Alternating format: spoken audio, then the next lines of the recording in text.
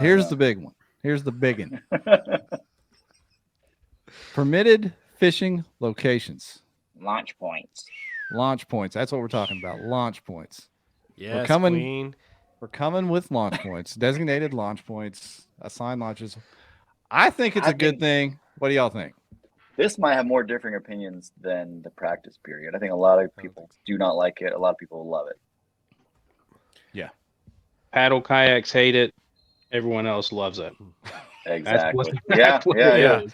I mean, really, that's just a slap in the face to everyone that has a smaller, lightweight kayak that they can drag 300-400 yards that weighs nothing and throw into some water, and that was an advantage they have, and now it's really not. Uh, But but I I I, like th- it. I think we really saw it highlighted in the last month or so of the season when everything obviously came to a head with the Pickwick event and whatever. When you have somebody that's fishing 20 some odd miles away Yeah, from the actual lake, like at that yeah, point you have now crossed the barrier. Like this has to be addressed. Like you're not fishing a little offshoot creek or whatever that's 200 yards behind a laydown or whatnot. You're fishing literally an entire different waterway, body of water ecosystem than everybody else. Like yeah. I think that's what really drove the eye opening experience. Like, okay, like this is too far. And think about leading up to the event, again, going back to the tournament director, making their life just a little bit easier. I don't know how many times we've heard AJ, mention that the requests he gets of can I put in here? Can I put in at this ditch? Can I put in at this roadside? hmm Can I park here? And then the anglers themselves seeing those things and complaining and saying, hey, this isn't really a public launch. This isn't readily accessible for all of us. It's such a nightmare to decipher what's kosher and what's gray area. So it eliminates all that, even though it may give us a few less options to kind of be crafty with our kayaks.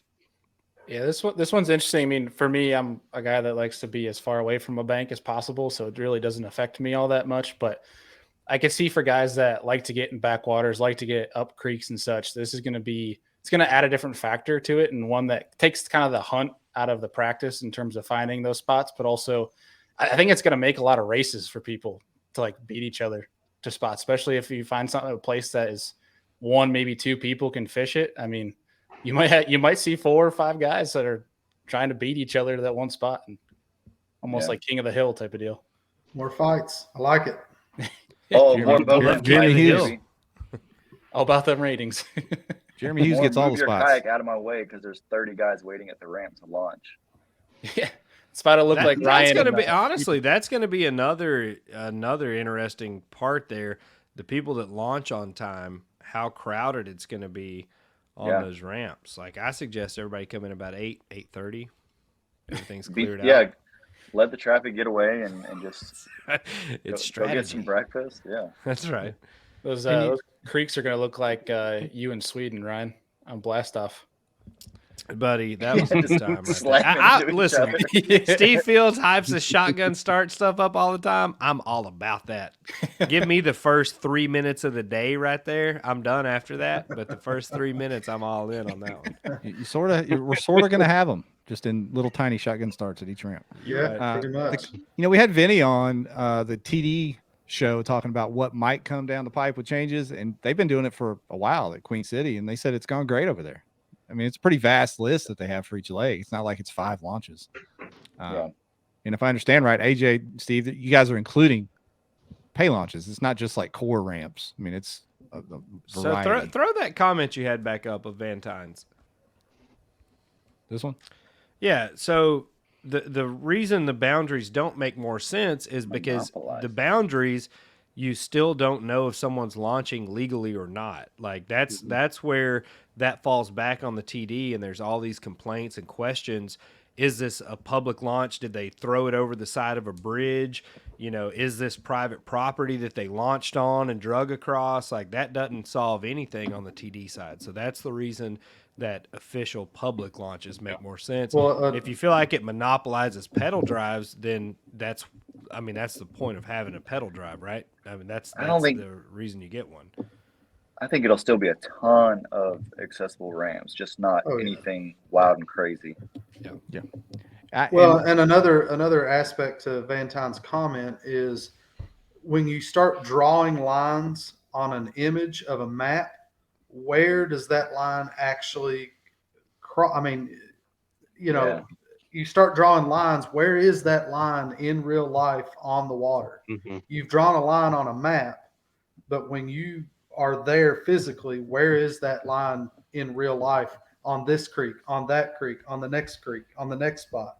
Where are those imaginary lines? And there's no way to really discern, am I on the line or not? So that gets impossible. And the really. way our there were- Tourney X app works is if you submit it on the right side of the line, then nobody knows any different, right? Like you could submit 5 fish at that bridge and you caught them 600 yards up. Like that Right. that doesn't Yeah. really solve anything. Right. Well, I mean, depends if you have your location data on your phone, like your camera, like I do. If Like you mine- take them in the Tourney X app, that's where Yeah, it can yeah, pull the data from. If you take it on your phone's photo app, then the Tourney X has no ability to pull data from that. Yep, that is true. That is true. I was trying to find an example for what Jay just said about the lines because the All American Series, for instance, they have a Roadrunner up in Wisconsin or Minnesota, I think, and there's a radius drawn. And somebody blew it up. They blew up the radius, and it literally cuts through half a lake.